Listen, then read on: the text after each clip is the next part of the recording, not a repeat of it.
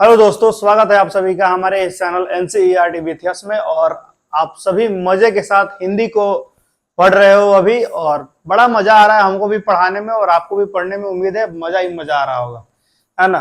बिल्कुल आसान तरीके से 5 मिनट 10 मिनट में ही पूरे हिंदी कंसेप्ट को क्लियर कर देंगे और 10 से 12 मिनट में पूरे ऑब्जेक्टिव को ठोक देंगे, है ना। एग्जाम में आप जब बैठोगे आपको लगेगा कि हम एग्जाम में नहीं बैठे हुए, घर पे बैठे हुए हैं। इतनी प्रैक्टिस आपकी जबरदस्त करा दी जाएगी। सिर्फ आपको करना क्या है, मेरे बताए हुए मार्ग पे चलना है, मेरे बताए हुए रास्ते पे चलना है।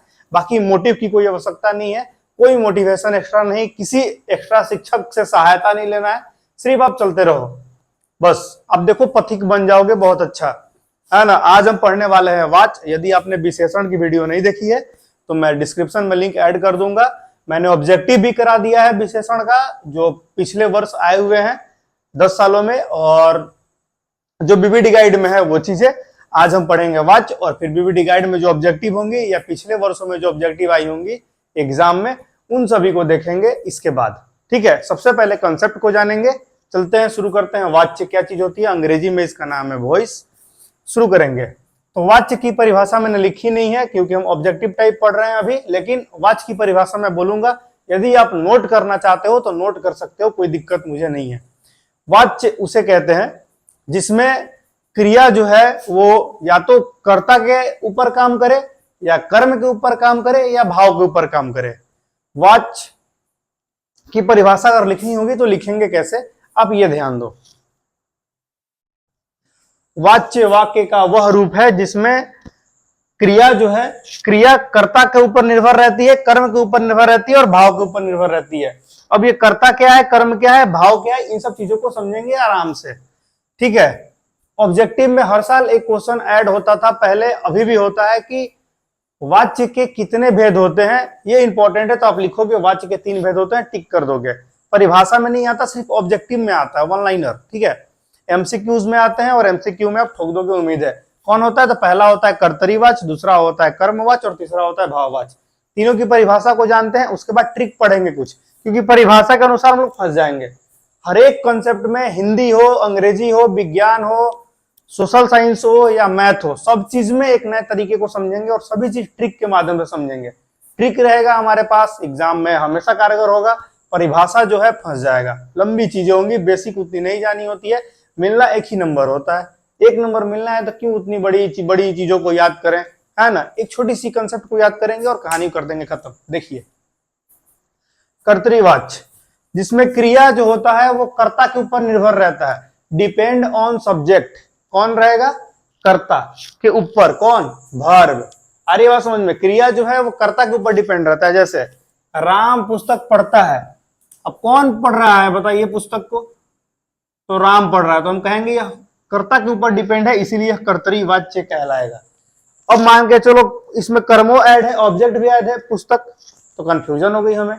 तो इसीलिए हम ट्रिक को समझेंगे, पहले परिभाषा जान लेते हैं। यार क्या जल्दी है, अभी तो 5 मिनट भी नहीं हुआ। देखो आगे कर्मवाच की परिभाषा क्या होगी, समझो। जिस वाक्य में क्रिया कर्म के ऊपर निर्भर रहती है उसे कहते हैं कर्मवाच।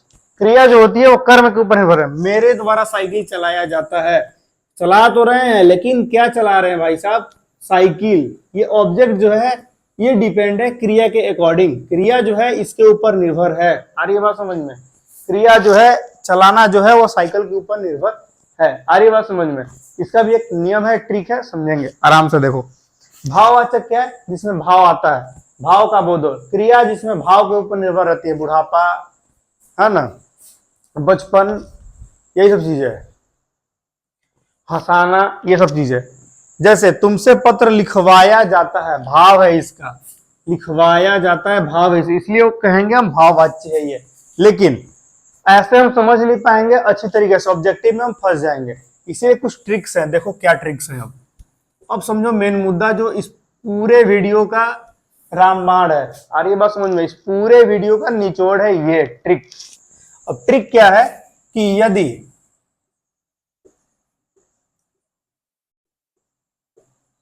वाक्य में द्वारा, इसे आप नोट कर लोगे, यदि वाक्य में द्वारा रहता है,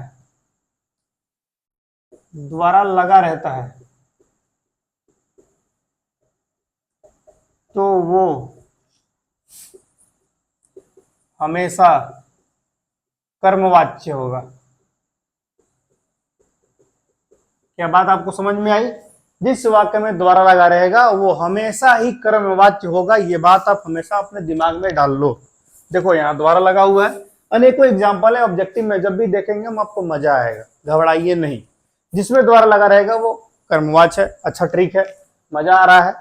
तीसरा देखिए भाववाचक का क्या होगा नियम। भाववाचक जिसमें भी, नोट नंबर 2 में बता रहा हूं आपको, जिसमें भी के लगा रहेगा अथवा से लगा रहेगा, के लगा रहेगा चाहे से लगा रहेगा, कहां पे? वाक्य में। वाक्य में के लगा रहेगा या से लगा रहेगा तो हम समझ जाएंगे वो जो है वो भाववाचक, भाववाच्य है ना। भाववाच्य इसमें क्या लगा रहेगा? से चाहे के। देखिए यहां पर से लगा हुआ है, ध्यान से देखिए। तुमसे से, तुमसे से, तुमसे पत्र लिखवाया जाता है। तुमसे नहीं लगा रहेगा तो यहां पर शब्द आएगा प्रत्यय आया, आया, आहट, ये सब शब्द आएंगे, है ना। तो उतना ही सोचना है, बस से लगा रहेगा नहीं तो के लगा रहेगा, हर एक में लगा रहेगा, पकड़ा जाएगा। आई दोनों जब नहीं जिसमें लगा रहेगा वो कहलाएगा कर्तरीवाच्य।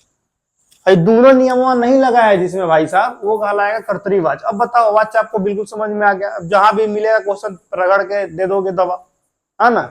तो बड़ा मजा आता है कभी कभार जब आप एक्सप्लेन समझ पाते हो ठीक तरीके से और मैं समझा पाता हूं ठीक तरीके से। ऐसा मुझे लग रहा है कि मैंने अपने अंदर से, अपनी पूरी प्रयत्न से आपको पूरे चीजों को समझाया और आपको समझ में ये सारी चीजें आ गई होंगी। और मजे के साथ हम लोग नई ऊर्जा के साथ पहल कर रहे हैं और हर एक विषयों की वीडियो बहुत जल्द अपलोड कर रहे हैं हम लोग। यह 30 दिन जो है 30 वीडियो, यह 30 वीडियो संस्कृत और हिंदी के ऊपर आएगी, जिसमें किताब और दोनों किताबें, हिंदी की दोनों किताबें और संस्कृत की जो किताब है एक, वो किताबों के सॉल्यूशंस होंगे, उसमें बता करके क्वेश्चन आंसर कराए जाएंगे और ऑब्जेक्टिव कराए जाएंगे और ग्रामर्स भी कराए जाएंगे। अगली जो 30 दिन होगी उसमें आपको सोशल साइंस कराया जाएगा, फिर अगली 30 दिनों में आपको कराई जाएगी साइंस और अगली 30 दिनों में कराई जाएगी आपकी मैथ। 4 मंथ है, 4 मंथ में आपको रेगुलर वीडियो मिलेगी और आराम से आप 80% के अबव जाओगे। याद रखो, अगर मेरे तरीकों पे आप चले तो आपके 80% कहीं नहीं रुकने वाले हैं, यदि आपका राइटिंग सही होगा तो। राइटिंग सही होगा तो, ऐसा नहीं है कि आप राइटिंग में इतने गोबर लिखते हो और कहोगे कि मेरा 80% नहीं आया, आपने झूठ बोला है, तो उसका जिम्मेवार हम नहीं है सर। राइटिंग के लिए आपको मेहनत करना होगा, बाकी ट्रिक्स और टिप्स के लिए तो हम ये है जिंदा। मजा आता रहेगा। अगर आपको मजा आ रहा है तो आप चैनल को सब्सक्राइब कीजिए, वीडियो को लाइक कीजिए, दोस्तों में खूब बांटिए और मजे मजे के साथ पढ़िए। धन्यवाद।